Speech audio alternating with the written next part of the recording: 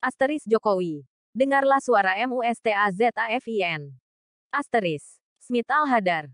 Penasihat Institute for Democracy Education ID. Dear Presiden, ketika matahari telah condong ke barat dan banyak orang gelisah, saya ingin memperingatkan Bapak, jangan sepelekan suara mustazafin. Mereka bukan hanya kaum papa di pinggir jalan, tapi mencakup kaum intelektual yang pikiran dan nuraninya teraniaya. Mereka adalah orang-orang dari semua bangsa dan semua zaman yang senantiasa berperan menghancurkan sistem yang korup untuk membangun tatanan baru yang adil bagi semua. Tanpa mereka pelita bangsa akan pudar, lalu lenyap. Hari ini semakin banyak mustazafin yang berhenti menghormati Bapak. Bapak sendiri yang membuang abis marwah Bapak SBG Presiden. Tak tersisa lagi kemuliaan yang melekat pada status formal Bapak itu. Presiden bisa hilaf, tapi tak boleh menjadi penjahat konstitusi. UUD dirancang untuk menjadi dasar dan tujuan bernegara. Dalam konsep kenegaraan, ia adalah kitab suci yang mengatur perilaku penguasa untuk semata berkhidmat KPD kepentingan rakyat, pemilik kedaulatan, bukan untuk mengabdi pada kepentingan sendiri, kelompok, dan pihak asing. Biar begitu, Presiden Ri diberi kekuasaan yang sangat besar agar ia leluasa menerjemahkan visinya ke dalam pilihan kebijakan untuk menghadirkan kesejahteraan kepada seluruh warga secara adil. Keadilan akan berdampak pada terbangunnya persatuan bangsa yang kini berantakan akibat politik belah bambu Bapak.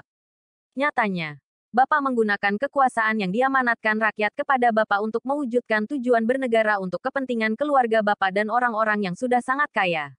Sepertinya konstitusi Bapak perlakukan SBG naskah yang tak lagi berguna. Pantas saja orang-orang yang mencintai negara ini khawatir melihat perilaku Bapak. Dear Presiden, ketika rakyat menjatuhkan pilihan kepada Bapak dalam 2 pilpres terakhir, tak ada yang menyangka orang yang nampak lugu seperti Bapak kelak akan melakukan abuse of power secara vulgar. Bahkan, Soekarno dan Soeharto pun tidak memperkosa konstitusi secongkak yang Bapak lakukan. Tak heran, Guru Besar Hukum Tata Negara Denny Indrayana sampai merasa perlu menyurati DPR untuk meminta para anggotanya yang digaji degen uang rakyat untuk menggunakan hak angket mereka.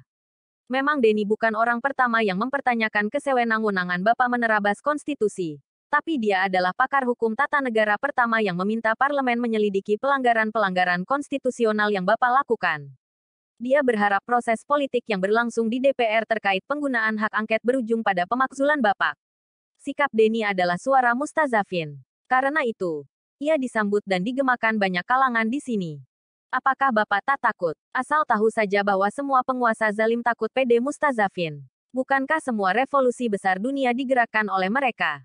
Dan para raja, otokrat, dan diktator pun bertumbangan secara hina.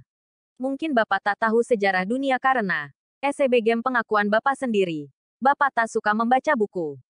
Tapi gerakan reformasi 1998 yang digerakkan mustazafin terjadi di ujung hidung Bapak. Mungkin ketika itu Bapak juga ikut hanyut dalam arus itu.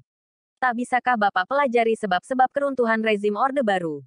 Dear Presiden, Soeharto dijatuhkan bukan lantaran melanggar konstitusi, setidaknya itu bukan isu yang disuarakan mahasiswa dan mustazafin melainkan korupsi, kolusi, dan nepotisme, yang sekarang Bapak lakukan juga.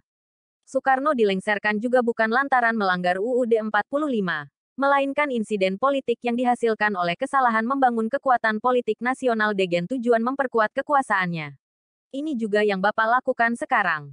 Terus terang, dari sisi konstitusi, pelanggaran yang Bapak lakukan lebih serius dan mencolok ketimbang apa yang dilakukan 2 presiden itu.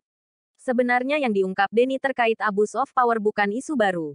Sudah lama mustazafin memperingatkan Bapak tentang hal itu. Bahkan, lebih dari itu, mereka juga menyorot kebijakan-kebijakan ngawur dan mubazir bidang ekonomi yang Bapak lakukan. Juga kebebasan berpendapat dan pelanggaran HAM. Tapi Bapak cuek bebek. Nilai lebih dari apa yang disampaikan Denny dari Melbourne adalah keberaniannya mengikuti suara hatinya untuk mendesak parlemen melucuti kekuasaan Bapak. Pasalnya, Bapak menggunakannya untuk menciptakan pemilu curang. Tidak mungkin presiden yang menguasai tentara, polisi, birokrat, dan institusi-institusi pemilu dan telah menyatakan akan berpihak pada capres tertentu akan menyelenggarakan pemilu yang fair. Demokrasi pun terancam. Ternyata, Bapak bukan anak kandung gerakan reformasi. Dear Presiden, keberanian menyuarakan kebenaran adalah awal dari gerakan besar. Ketidakpuasan terhadap Soeharto sudah sangat lama disuarakan mustazafin. Tapi suara itu baru menjadi api yang berkobar setelah dikumandangkan Amin Rais. Tentu saja setelah hadir kondisi ekonomi yang memungkinkan hal itu terjadi. Kondisi ekonomi sekarang mungkin belum seburuk menjelang Soeharto ditumbangkan. Tapi abuse of power Bapak telah membangunkan Mustazafin. Ingat, Amin Rais masih hidup. Juga Rizal Ramli dan Faisal Basri. Beberapa waktu lalu Amin Rais bersuara keras tentang perilaku ugal-ugalan pemerintahan Bapak. Jangan mengira Amin kini telah menjadi macan ompong yang sedang menunggu ajal. Suara Mustazafin tidak mengenal usia. Pikiran Amin masih jernih dan protesnya masih didengar banyak orang. Rupanya Bapak harus tahu juga bahwa revolusi Iran 1979, salah satu revolusi terbesar sepanjang sejarah, digerakkan oleh lelaki yang sudah uzur. Ketika itu Imam Khomeini telah berusia 79 tahun. Lebih spektakuler lagi, ia menggerakkan revolusi dari pengasingan yang merobohkan monarki berusia 2500 tahun dengan kekuatan militer terbesar kelima di dunia dan didukung AS. Boleh jadi Denny tak dapat memobilisasi gerakan massa dari Melbourne. Tapi suara kebenarannya yang juga disuarakan Mustazafin semacam Rocky Gerung akan terus menggelinding bak bola salju. Lalu, berubah menjadi gerakan sosial masif, yang lazimnya tak dapat dibendung oleh kekuatan apapun juga. Dear Presiden, sebaiknya sekarang juga Bapak tampil di tengah publik untuk berikrar tobat nasuha. Bapak harus berjanji sungguh-sungguh bahwa Bapak akan memerintahkan bawahan Bapak, KSP Muldoko, untuk berhenti membegal Partai Demokrat. Aksi Muldoko, yang sangat mungkin disuruh Bapak, terlalu menjijikkan. Caranya, batalkan persetujuan tukar guling KPK Degenma. Sebagaimana dikatakan Denny berdasar info yang diklaim valid, KPK memaksakan mengabulkan peninjauan kembali Muldoko kalau tidak ingin kasus-kasus korupsi di sana dibongkar KPK. Bapak juga harus berhenti mengarahkan koalisi parpol degen capres-cawapres yang Bapak inginkan. Ini juga yang diungkap Denny dalam suratnya KPD DPR. Terakhir, Bapak mencabut pernyataan, tidak akan bersikap netral, dalam Pilpres. Maaf, ini pernyataan arogan dari orang yang bebal. Begem mungkin hal itu bisa dilakukan presiden di negara demokrasi. Ini presiden buruk yang membahayakan konstitusionalisme negara dan kelangsungan demokrasi. Berhentilah berpikir seolah Indonesia adalah monarki milik keluarga Bapak. Dan Bapak harus menjelaskan secara logis konstitusional mengapa Anies Baswedan Bapak anggap SBG orang berbahaya. Indikator apa yang Bapak gunakan? Bukankah diksi radikal, intoleran, dan politik identitas yang ingin Bapak sematkan kepada Anies hanyalah tipu muslihat untuk menjustifikasi aniaya Bapak atas mantan gubernur JKT itu. Bahkan, untuk menggembosi aspirasi umat Islam yang kritis terhadap Cina dan kebijakan Bapak yang pro-oligarki bukan. Dear Presiden, alasan Bapak menggencet Anies degen alasan demi bangsa dan negara ke depan tak bisa diterima akal sehat dan nurani siapapun kecuali sekutu-sekutu Bapak yang sedang menikmati kue dari pemerintahan Bapak. Bukankah legasi yang akan Bapak tinggalkan banyak masalahnya? Apakah masuk akal pengganti Bapak harus meneruskan proyek-proyek infrastruktur, terutama IKN, yang mubazir? Proyek yang menggunakan duit rakyat hanya untuk berakhir sia-sia. Apakah Anies tak punya pikiran sehingga kalau nanti menjadi presiden dia akan menelantarkan bangsa ini? Masuk akalkah mengandalkan Ganjar Pranowo yang nirprestasi dan nirintegritas melanjutkan legasi Bapak yang berkelindan degen berbagai masalah? Mengapa Anies, yang menjanjikan perubahan atas tatanan ekonomi dan politik nasional yang destruktif, harus disingkirkan dari arena Pilpres bak penjahat? Padahal, ketika memimpin Jakarta dulu ia telah menunjukkan kualitas kepemimpinan kelas wahid. Kalau Bapak saja merasa mampu mengelola negara, mestinya Bapak yakin Anies lebih mampu daripada Bapak karena dia membaca buku sangat banyak. Bukan komik Doraemon dan Shinchan, melainkan buku-buku serius karya pemikir dunia. Percayalah kalau Bapak tetap ugal-ugalan mengurus negara. Jangan heran kalau kian banyak Mustazafin bermunculan.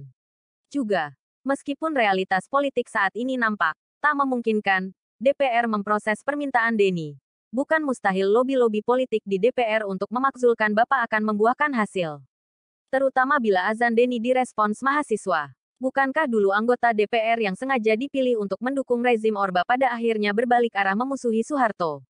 Maka, kita menyaksikan strongman itu memilih berhenti ketimbang di-impeach MPR dan meninggal SBG org yang dilupakan. Dear Presiden, sekarang terserah Bapak. Silakan Bapak menyepelekan suara Mustazafin. TP terlebih dahulu Bapak harus menyadari bahwa sesungguhnya Bapak tak sekuat yang Bapak kira dan bahwa tidak mungkin lagi Bapak bisa membungkam suara Mustazafin. Tidak mungkin lagi Bapak meneruskan cawe-cawe Pilpres. Semua ada batasnya dan Bapak telah melampaui batas yang dilarang keras oleh Islam, agama yang Bapak peluk. Tentu saja Allah tidak main-main dengan firman-Nya, tegakkan keadilan. Karena sesungguhnya ketidakadilan adalah akar semua revolusi dan penderitaan manusia. Semoga Bapak tidak terlambat untuk berbenah diri. Tangsel. Tanggal 9 Juni tahun 2023 Jokowi. Dengarlah suara MUSTAZAFIN. Smith Al-Hadar, Penasihat Institute for Democracy Education IDE.